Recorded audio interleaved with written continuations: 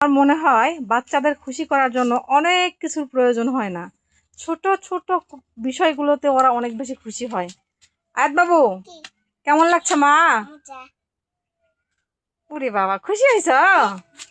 হ্যাঁ, বাবার আসলে আবার খেলবেন? শোনো, আচ্ছা ভালো লাগতেছে সেটা বলো। খুশি হয়েছ? কত খুশি হয়েছ দেখে দাও, কত খুশি হয়েছ? এতগুলো? ওরে বাবা, দেখেন আমার কান কেটে ফুলাই। হ্যাঁ করো, গুল্লু গুল্লু মুল্লু, এটা গুল্লু মুল্লু। সুন্দর সুন্দর, খেলো তুমি, খেলো, আমি রান্না করি। এই তো আমি এখানে রান্না বান্না করতেছি, আর আমার আয়াত বাবুটা খেলা করতেছে।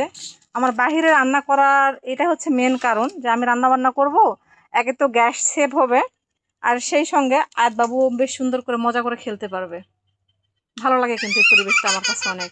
আর কি যে মিষ্টি বাতাস বইছে, অসাধারণ লাগতেছে। এরকম গ্রামীণ পরিবেশে থাকতে কিন্তু বেশ ভালোই লাগে। শহরের বন্দি জীবনের চাইতে এই খোলামেলা সুন্দর প্রকৃতির মধ্যে থাকার আনন্দটাই অন্যরকম, মজাটাই অন্যরকম, ফিলটাও অন্যরকম।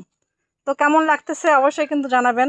আমার জায়গাটা, এই পারে আমার বাসা, এটা হচ্ছে আমার রান্নাঘর, আর সেই সঙ্গে আছে বাগান। এখানে আমি দেখতেছি আম, তারপরে আছে জাম, সুন্দর ফুল, ভালো লাগতেছে কিন্তু আমার কাছে অনেক।